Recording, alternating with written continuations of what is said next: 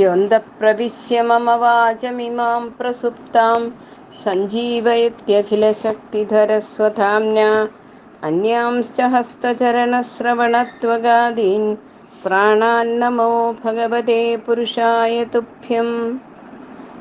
नमो नमः श्रीगुरुपादुकाभ्यां सर्वदेवेभ्यो नमः।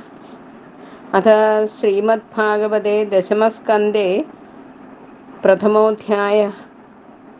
राजोवाच कथितो वंशविस्तारो भवता सोमसूर्ययोः राज्ञां चोभयवंश्यानां चरितं परमाद्भुतं यतोश्च धर्मशीलस्य नितरां मुनिसत्तमा तत्रांशेनावतीर्णस्य विष्णोर्वीर्याणि शंसनः अवतीर्य यतोर्वंशे भगवान् भूतभावनः कृतवान् यानि विश्वात्मा तानि नो वद विस्तरात् निवृत्ततर्षैरुपगीयमानात् भवौषधा श्रोत्रमनोभिरामात् कौत्तमश्लोकगुणानुवादात् पुमान् विरज्येत विना पशुघ्नात्। पितामहा मे समरे मरञ्जैर्देवव्रताद्याद् अधिरथैस्तिमिङ्गलैः दुरत्ययं कौरवसैन्यसागरं कृत्वा तरन् वत्सपदं स्मयत्प्लवाः द्रौण्यस्त्रविप्लुष्टमिदं मदङ्गं सन्तानबीजं कुरु पाण्डवानां जुगोपकुक्षिं गदात्तचक्रो मातुश्च मे यः शरणं गतायाः वीर्याणि तस्याखिलदेहभाजाम्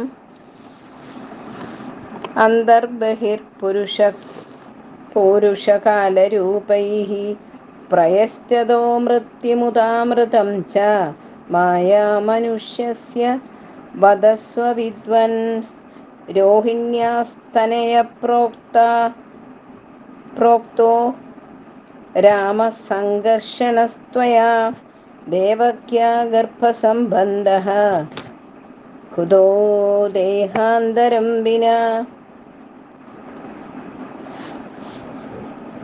कस्मात् मुकुन्दो भगवन् पितुर्गेहाद् व्रजं गतः क्व वा संज्ञातिभिः सार्धं कृतवान् सात्वतां पतिः प्रजे वसन् किमकरोत् मधुपुर्यां च केशवः प्रातरं चावधीत् कंसं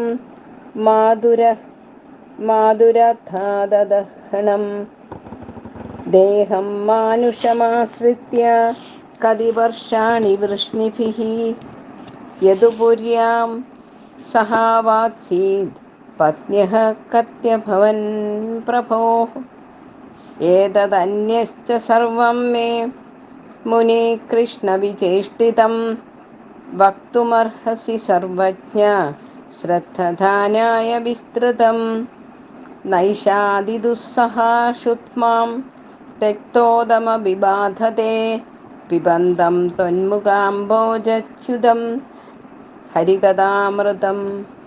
सूत उवाच एवं निशम्य भृगुनन्दनसाधुवादं वैयासकिः स भगवानद विष्णुरातं प्रत्यच्य कृष्णचरितं कलिकल्मषघ्नं व्याहर्तुमारभत भागवतप्रधानः।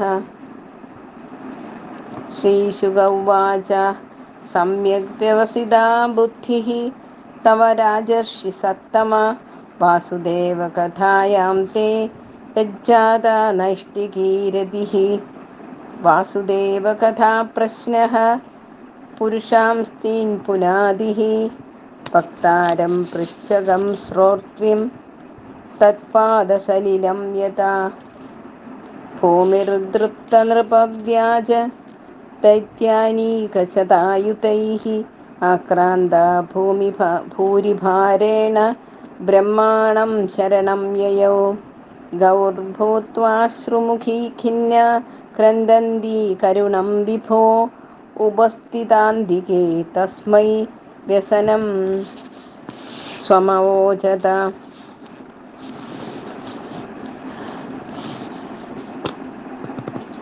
ब्रह्मा तदुपधार्याथ सह देवैस्तया सह जगाम जगाम सत्रिनयनस्थिरं क्षीरपयोनिधे। तत्र गत्वा जगन्नाथं देवदेवं वृषाकपिं पुरुषं पुरुषसूक्तेन उपतस्ते समाहितः। गिरं समाधौ गगने समीरितां निशम्य वेदातृतशानुवाचः। कां पौरुषीं मे शृणुतामरा पुनर्विधीयतामाशु तथैव माचिरं पुरैव पुंसावधृतो धराज्वरो भवद्भिरंशैर्यदुषोपजन्यतां स यावदुर्व्या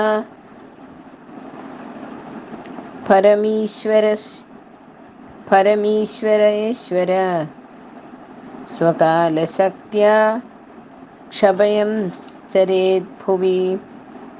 वसुदेवगृहे साक्षात् भगवान् पुरुषः पर जनिष्यते तत्प्रियार्थं सम्भवन्तु सुरस्त्रियः। वासुदेवकलानन्दः सहस्रवदनस्वराट् अग्रतो भविता देवो हरेः प्रियचिकीर्षया। विष्णोर्माया भगवती यया सम्मोहितं जगत् आदिष्टा प्रपुनांशेन कार्यार्थे सम्भविष्यति। श्रीशुक उवाच इत्यादिश्यामरगणान् प्रजापति पतिर्विभो आश्वास्य च महीं गीर्भिः स्वधाम परमं ययौ। शूरसेनो यदुपतिर्मथुरामावसन् पुरीं माथुरान् शूरसेनांश्च विषयान् भुभुजे पुरा। राजधानी ततः साभूत् सर्वयादवभूभुजां मथुरा भगवान् यत्र नित्यं सन्निहितो हरिः। तस्यां तु कर्हिचित् शौरिर्वसुदेवकृतोद्वहः देवक्या सूर्यया सार्धं प्रयाणे रथमारुहत्। उग्रसेनसुतः कंस स्वसुः प्रियचिकीर्षया रश्मिहयानां जग्राह रौक्मै रथशतैर्वृतः। 400 पारिबर्हं गजानां हेममालिनाम् अश्वानामयुतं सार्धं रथानां च 300। दासीनां सुकुमारीणां द्वेषते समलङ्कृते दुहित्रे देवक प्रादाद् याने दुहितृवत्सलः। शङ्खतुर्यमृदङ्गाश्च नेदुर्दुन्दुभयः समं प्रयाणप्रक्रमे तावद् परवधूः सुमङ्गलं। पतिप्रग्रहिणं कंसम् आभाष्याः शरीरवाक् अस्यास्त्वष्टमो गर्भो हन्तायां बहसे अबुध। इत्युक्तः सकलपापो भोजानां कुलपांसनः भगिनीं हन्तुमारब्धः खड्गपाणि कचगृहीत् तं जुगुप्सितकर्माणं नृशंसं निरपत्रपं। वसुदेवो महाभाग उवाच परिसान्त्वयन् वसुदेव उवाच श्लाघनीयगुणशूरैर्भवान् भोजेशस्करः स कथं भगिनीं हन्यात् श्रियमुद्वाहपर्वणि मृत्युर्जन्मवतां वीर देहेन सह जायते अद्य वाब्दशतेन वा मृत्युर्वै प्राणिनां ध्रुवः देहे पञ्चत्वमापन्ने देही कर्मानुगो वशः देहान्तरमनुप्राप्य प्राक्तनं त्यजते वपुः वज्रं प्रजंस्तिष्ठन् पदैकेन यथैवैकेन गच्छति यथा तृणजलूकैवं देही कर्मगतिं गतः स्वप्ने यथा पश्यति देहमीदृशं मनोरथेनाभिनिविष्टचेतनः दृष्टश्रुताभ्यां मनसानुचिन्तयन् प्रपद्यते तत् किमपि ह्यपस्मृतिः यतो यतो धावति दैवचोदितं मनोविकारात्मकमाप पञ्चसु गुणेषु मायारचितेषु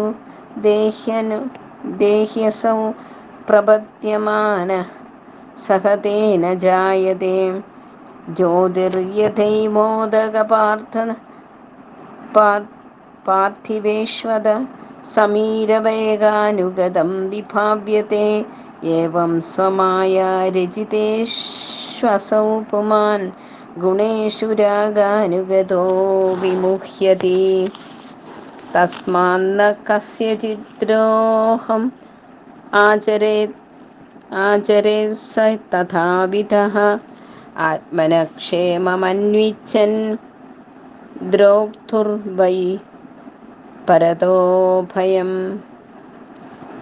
एषा तवानुजा बाला कृपणा पुत्रिकोपमा हन्तुं नार्हसि कल्याणीम् इमां त्वं दीनवत्सलः श्रीशुक उवाच एवं स सामभिर्भेदैर्बोध्यमानोऽपि दारुणः न न्यवर्तत कौरव्य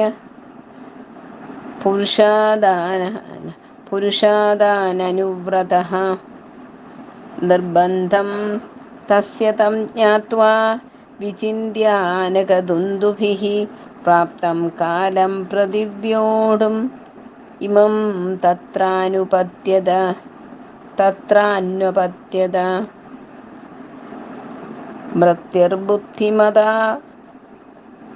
मृत्युर्बुद्धिमता पौह्यो यावद्बुद्धिबलोदयं यद्यसौ न निवर्तेत नापराधोऽस्ति देहिनः प्रदाय मृत्यवे पुत्रान् मोचये कृपणामिमां सुतामे यदि जायेरन् मृत्युर्वा न म्रियेत चेत् विपर्ययो वा किं न स्यात्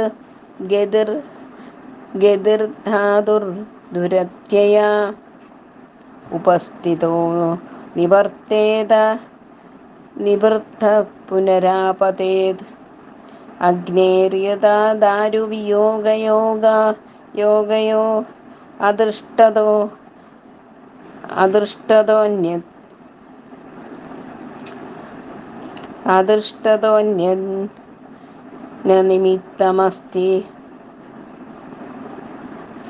अदृष्टतोऽन्यन्न निमित्तमस्ति एवं हि जन्तोरपि दुर्विभाव्यः शरीरसंयोगवियोगहेतुः एवं विमृश्य तं पापं यावदात्मनिदर्शनं पूजयामास वै शौरिर्बहुमानपुरःसरम् प्रसन्नवदनाम्भोजो नृशंसं निरपत्रपं मनसा दूयमानेन विहसन्निदमब्रवीत् वसुदेव उवाच न ह्यस्यास्ते भयं सौम्य യദ്ഭാഗാഃ അശരീരിണി പുത്രാൻ സമർപ്പയിഷ്യസ്യ യതസ്തേ ഭയമുത്ഥിതം.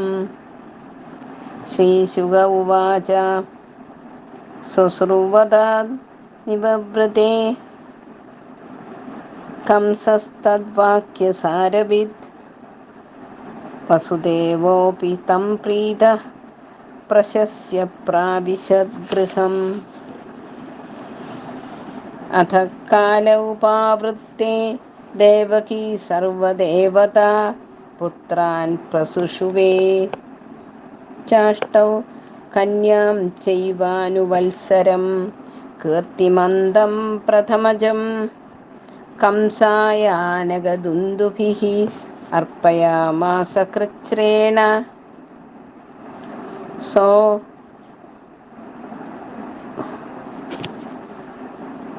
സോ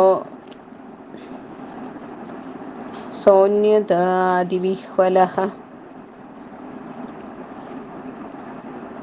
സോന്യതാദതിവിഹ്വലഃ കിം ദുസ്സഹം नु സാധൂനാം വിദുഷാം കിമപേക്ഷിതം കിമകാര്യം കദര്യാണാം ദുസ്ത്യജം കിം ധൃതാത്മനാം. ദൃഷ്ട്വാ സമത്വം തശൗരേ സത്യേ ചൈവ വ്യവസ്ഥിതിം കംസസ്തുഷ്ടമനാ രാജൻ പ്രഹസന്നിതമബ്രവീത്. പ്രതിയാതു കുമാരോയം ന ഹ്യസ്മാദസ്തി മേ ഭയം അഷ്ടമാദ്യുവയോർഗർഭാത് മൃത്യുർമേ വിഹിതഃ കില. തഥേതി സുതമാദായ യയാവാനകദുന്ദുഭിः നാഭ്യനന്ദത തദ്വാക്യം അസതോ അഭിജിതാത്മനഃ. നന്ദാദ്യായേ വ്രജേ ഗോപാ യശ്ചാമീശം ച യോഷിതഃ വൃഷ്ണയോ വസുദേവാദ്യാ ദേവക്യാദ്യാ യദുസ്ത്രിയഃ സർവേ വൈ ദേവതാപ്രായ ഉഭയോരപി ഭാരത ജ്ഞാതയോ ബന്ധുസുഹൃദോ യേ ച കംസമനുവ്രതാഃ. ഏതത് കംസായ ഭഗവാൻ ശശംസാഭ്യേത്യ നാരദ ഭൂമേർ പാരായമാണാനാം ദൈത്യാനാം ച വധോദ്യമം.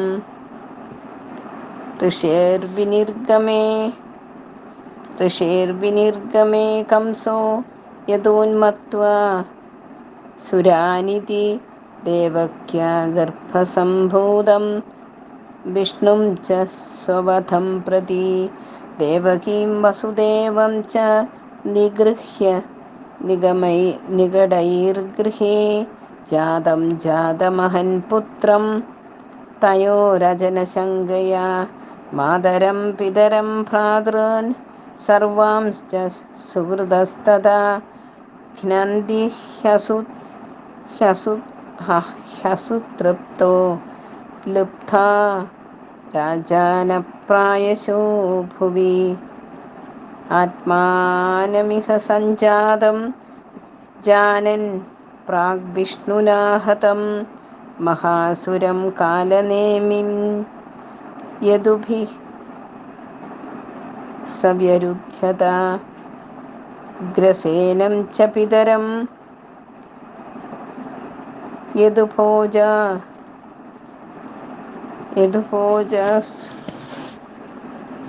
യദുഭോജാന്തകാധിപം സ്വയം നിഗൃഹ്യ ഭുജേ ശൂരസേനാൻ മഹാബലഃ.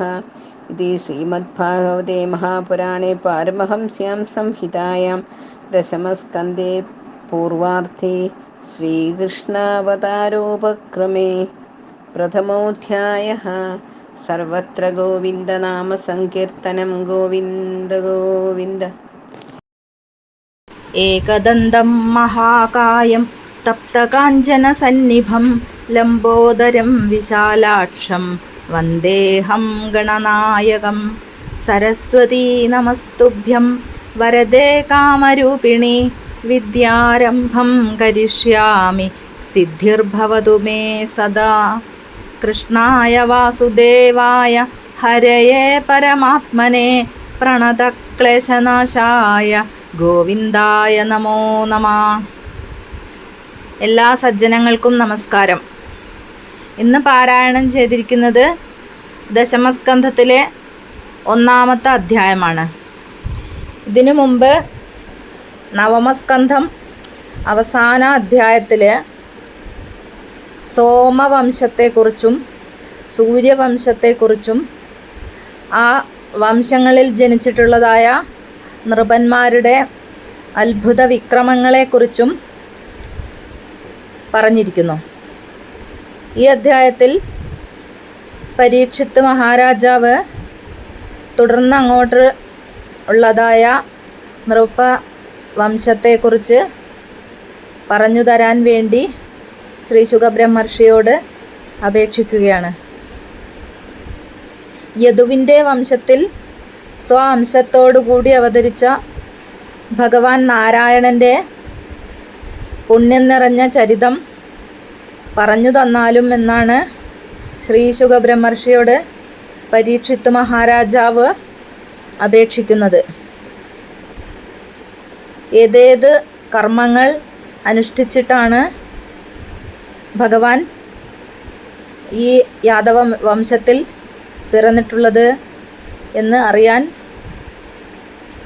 പരീക്ഷിത്ത് മഹാരാജാവ് അത്യധികം ആകാംക്ഷാകുലനായി ശ്രീ ശുകബ്രഹ്മർഷിയോട് ചോദിക്കുകയാണ്.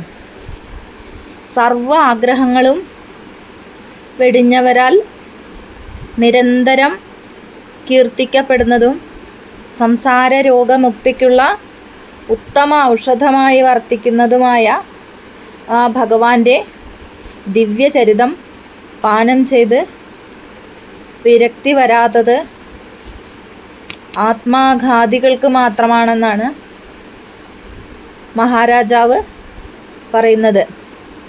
ഭീഷ്മർ, ദ്രോണർ, കർണൻ തുടങ്ങിയ മഹാരഥന്മാരാകുന്ന തിമിംഗലങ്ങൾ നിറഞ്ഞതും തരണം ചെയ്യാൻ പ്രയാസമേറിയതുമായ കൗരവ സൈന്യമാകുന്ന സാഗരത്തെ പിതാമഹനായ ഭീഷ്മർക്ക് പോലും പശുവിൻ്റെ കുളമ്പുചാലെന്ന പോലെ ചാടിക്കിടക്കുന്നത് ഭഗവാൻ ഹരിയുടെ അനുഗ്രഹം കൊണ്ടാണല്ലോ. അശ്വത്ഥാമാവിൻ്റെ ബ്രഹ്മാസ്ത്രമേറ്റ് മാതൃഗർഭത്തിൽ വെച്ച് തന്നെ ദഹിച്ചുപോയ എന്നെ പുനർജനിപ്പിച്ചത് കരുണാനിധിയായ ഭഗവാൻ കൃഷ്ണനായിരുന്നല്ലോ എന്ന് മഹാരാജാവ് പറയുകയാണ്. ശരീരികളുടെ അകമേയിരുന്ന് മുക്തിയും പുറമേയിരുന്ന് മൃത്യുവും നൽകുന്നവനും കാലസ്വരൂപനും ലീലയായി മർത്യാകാരം പൂണ്ടവനുമായ ഭഗവാൻ ശ്രീഹരിയുടെ ചരിതം വിസ്തരിച്ച് പറഞ്ഞു തന്നാലും എന്ന് ശ്രീ ശുകബ്രഹ്മർഷിയോട് അപേക്ഷിക്കുകയാണ് പരീക്ഷിത്ത് മഹാരാജാവ്. രോഹിണീപുത്രനായ ബലരാമന് എങ്ങനെയായിരുന്നു ദേവകീ ഗർഭസംബന്ധമുണ്ടായത്? ഭഗവാൻ കൃഷ്ണൻ പിതൃഗൃഹം വെടിഞ്ഞ് എന്തിനു വേണ്ടിയായിരുന്നു മധുരയിലേക്ക് പോയത്? ബന്ധുക്കളോടുകൂടി ഭഗവാൻ പിന്നെ എവിടെയാണ് വസിച്ചത്? ഗോകുലത്തിലും മധുരയിലും വസിക്കുന്ന കാലത്ത് ഭഗവാൻ എന്തെല്ലാം ദിവ്യ പ്രവൃത്തികളാണ് ചെയ്തത്? എന്തിനു വേണ്ടിയായിരുന്നു അദ്ദേഹം മാതുലനായ കംസനെ വധിച്ചത്? ഭഗവാൻ മനുഷ്യാകാരം പൂണ്ട് എത്ര കാലം മധുരയിൽ വസിച്ചു? അദ്ദേഹത്തിൻ്റെ ഭാര്യമാർ ആരെല്ലാമായിരുന്നു?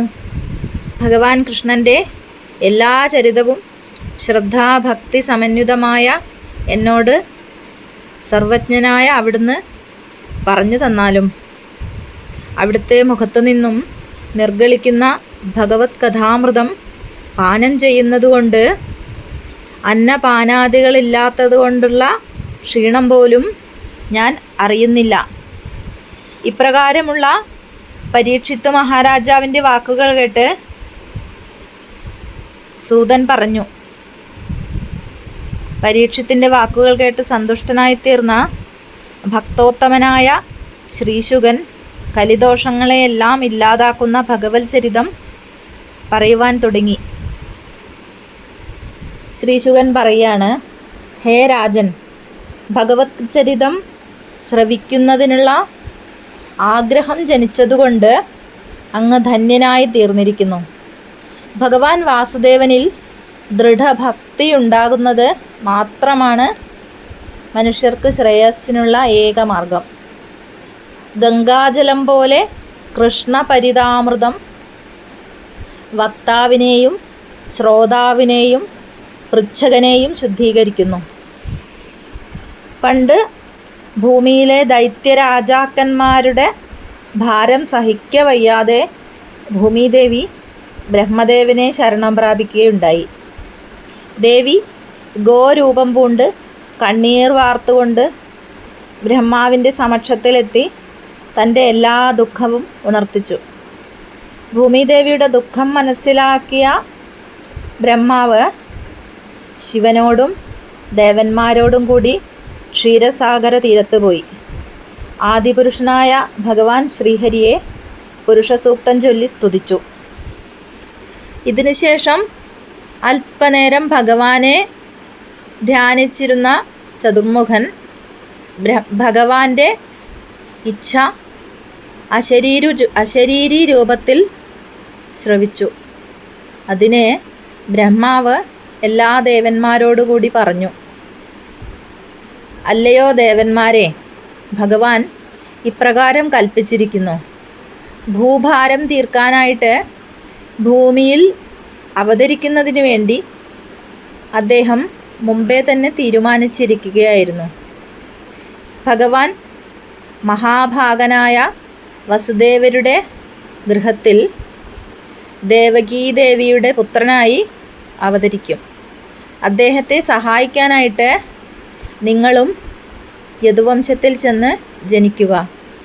ഭഗവാന് പ്രിയം നൽകുവാനായി അപ്സര സ്ത്രീകളും യാദവ വംശത്തിൽ ചെന്ന് ജനിക്കട്ടെ.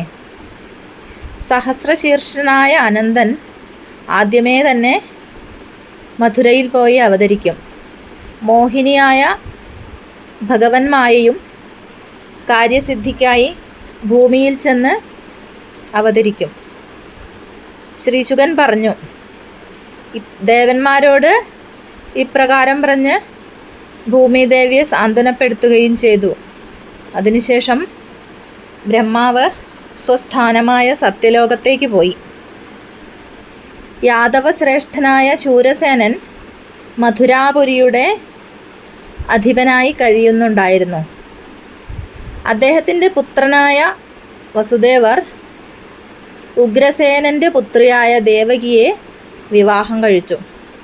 ഉഗ്രസേനൻ സ്ത്രീധനമായി സ്വർണം കെട്ടിയ 15,000 കുതിരകളെയും 400 ആനകളെയും 1800 തേരുകളെയും 200 ദാസിമാരെയും വസുദേവർക്ക് നൽകി. സഹോദരിയോടുള്ള സ്നേഹം നിമിത്തം ദേവകിയുടെ സോദരനായ കംസൻ തന്നെയാണ് വധൂവരന്മാരുടെ തേര് തെളിയിച്ചത്. നാനാവാദ്യഘോഷങ്ങൾ മുഴങ്ങിയ ആ യാത്രാവേളയിൽ ആകാശത്തു നിന്നും ഒരു അശരീരി മുഴങ്ങുകയുണ്ടായി. ഹേ ദുഷ്ടനായ കംസ, ദേവകിയുടെ അഷ്ടമപുത്രൻ നിന്റെ അന്ധകനായി തീരും.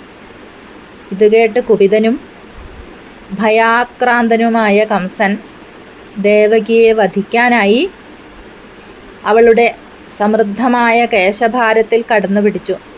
സ്ത്രീഹത്യ എന്ന നിർലജ്ജമായ കർമ്മത്തിന് കംസൻ മുതിരുന്നത് കണ്ടപ്പോൾ മഹാത്മാവായ വസുദേവർ അദ്ദേഹത്തെ ഇപ്രകാരം സാന്ത്വനപ്പെടുത്തി. വസുദേവർ പറയുകയാണ്, ഹേ മഹാത്മൻ, അങ്ങ് ഭോജവംശത്തിൻ്റെ യശസ് വർദ്ധിപ്പിച്ചവനും ശൂരപുരുഷന്മാരാൽ ആദരിക്കപ്പെടുന്നവനുമല്ലേ.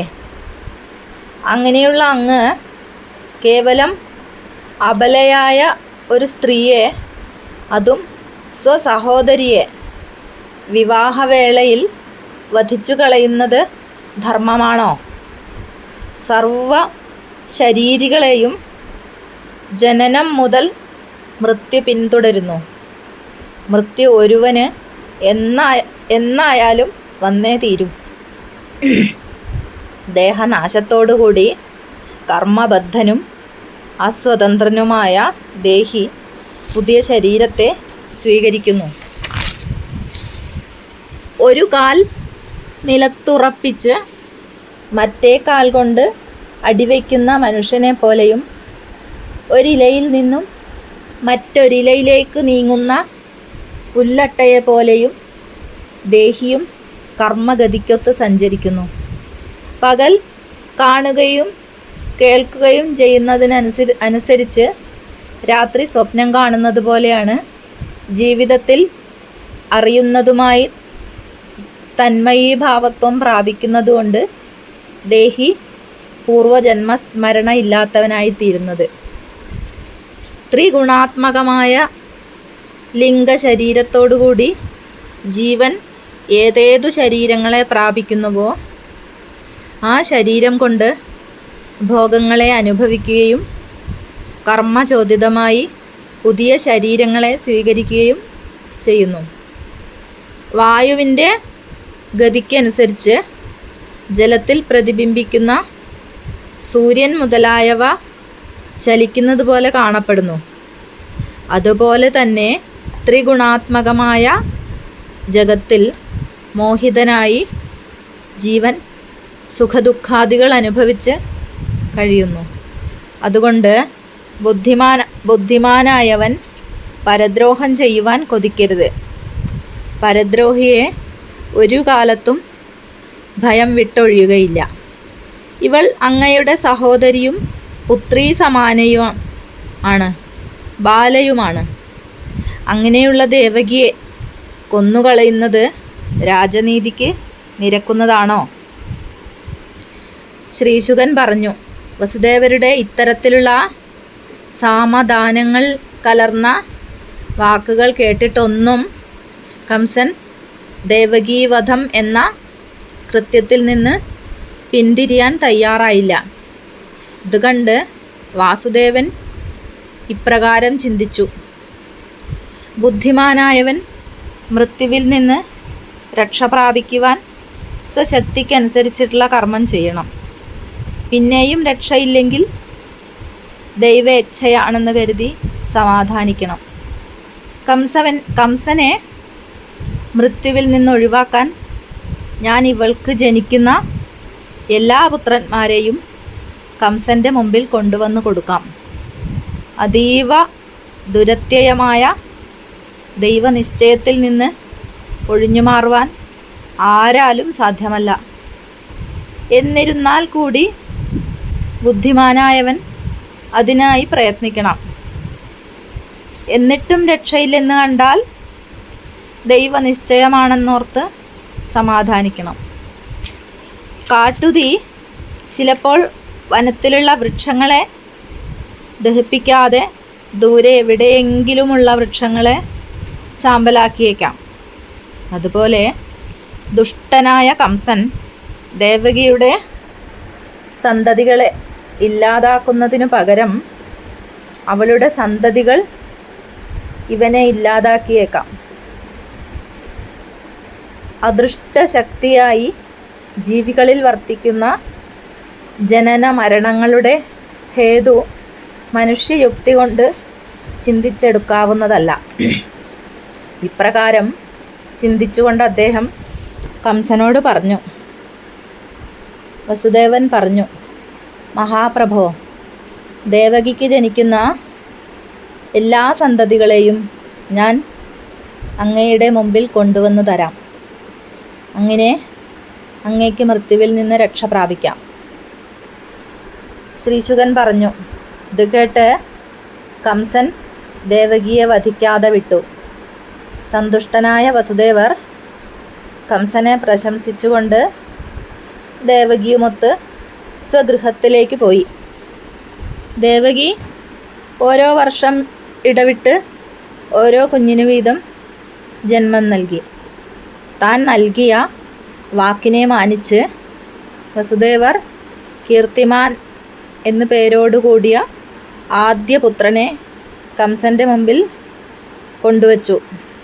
വസുദേവരുടെ സത്യനിഷ്ഠയിൽ സന്തുഷ്ടനായ കംസൻ പുഞ്ചിരിച്ചുകൊണ്ട് ഇപ്രകാരം പറഞ്ഞു. വസുദേവരെ, ദേവകിയുടെ അഷ്ടമപുത്രൻ എന്നെ വധിക്കുമെന്നാണല്ലോ അശരീരി ഉണ്ടായത്. അതുകൊണ്ട് ഇവനെ കൊണ്ടുപോയിക്കൊള്ളൂ.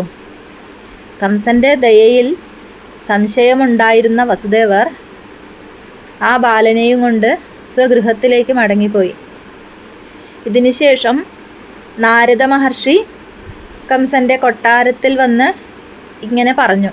കംസ, ദൈത്യാംശജരായ നൃപന്മാരെ കൊന്ന് ഭൂഭാരം തീർക്കാനായിട്ട് ശ്രീഹരി ദേവകീപുത്രനായി അവതരിക്കും.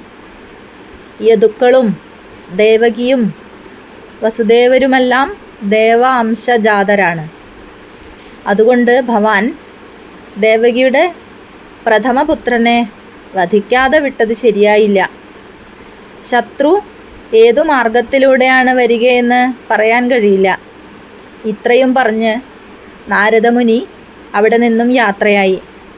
മുനിയുടെ വാക്കുകേട്ട് കംസൻ വളരെയധികം ചിന്താധീനനായി.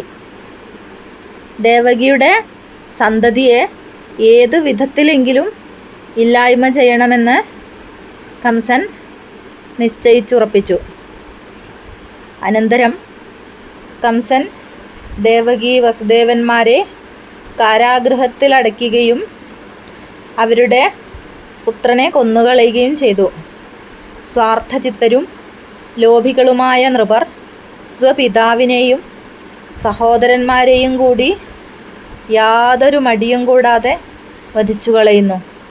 താൻ പൂർവജന്മത്തിൽ ഭഗവാൻ ശ്രീഹരി വധിച്ച കാലനേമി എന്ന അസുരനാണെന്ന് കൂടി അറിഞ്ഞപ്പോൾ കംസൻ യദുക്കളെയെല്ലാം ശത്രുക്കളായി കണക്കാക്കുകയും സ്വപിതാവായ ഉഗ്രസേനനെയും കൂടി കാരാഗൃഹത്തിലടക്കുകയും ചെയ്തു. ഇത്രയുമാണ് ഈ അധ്യായത്തിൽ വർണ്ണിച്ചിരിക്കുന്നത്. ഈ വാക്കുകൾ ഭഗവാന്റെ പാദാരവിന്ദങ്ങളിൽ സമർപ്പിക്കുന്നു. സർവം ശ്രീകൃഷ്ണാർപ്പണമസ്തു.